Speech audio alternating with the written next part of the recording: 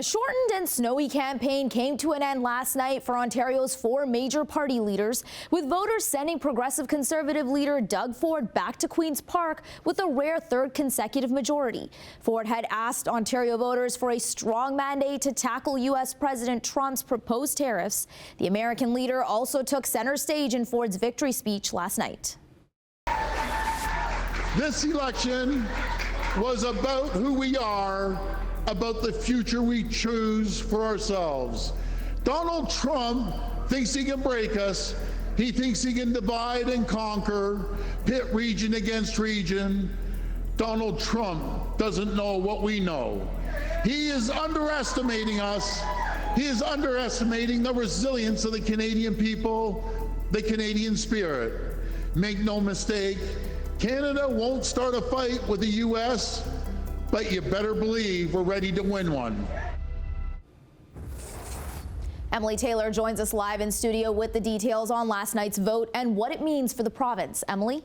Well, Manisa, after the vote, seat counts remain largely unchanged for the PC's NDP and Green Party. The Liberals picked up a few seats to bring them back to official party status, despite leader Bonnie Crombie failing to win her own riding. Together we have made history. Together we have secured a strong, historic third majority mandate.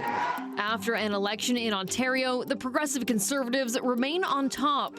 Premier-elect Doug Ford thanked voters in his victory speech last night and pledged to stand up for workers across the province. We're in a battle for the future of our province, for the future of our country. I promise you this.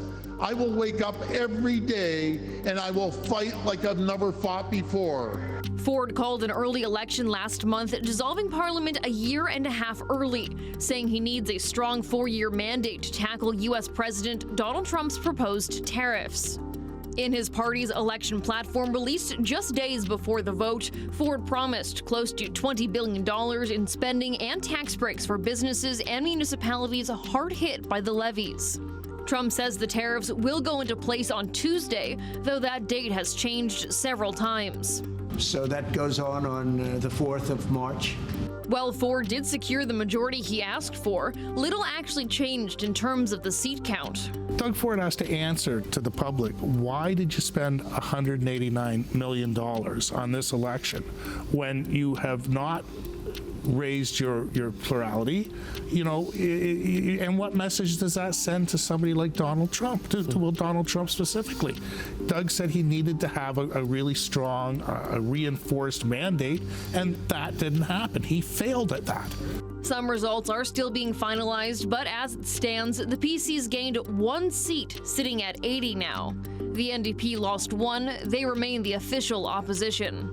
And they've entrusted me and my team to do a different, but also very important job. The Greens held on to their two seats, though hopes were dashed for a potential third, with candidate Matt Richer coming in a close second in Parry Sound, Muskoka.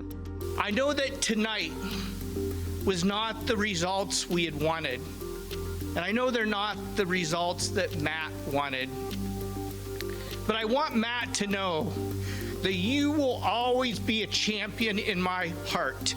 The biggest change of the night was for the Liberals, who regained official party status in the legislature with 14 seats. But despite the big win, the party's leader, Bonnie Crombie, failed to claim her riding in Mississauga East Cooksville. The former mayor of Mississauga turned Liberal leader placed second behind PC candidate Sylvia Galtieri. In a surprising move, Crombie vowed to stay on as leader of the party. And I commit to you today that I will stay on.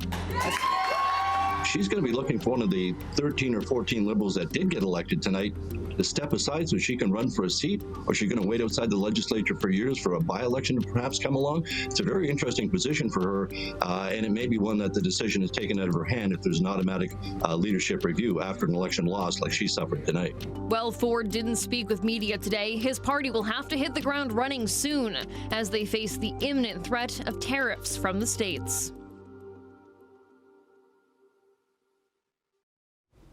The new Ontario government is expected to start preparing its throne speech and get to work on its budget. Those are usually tabled in March.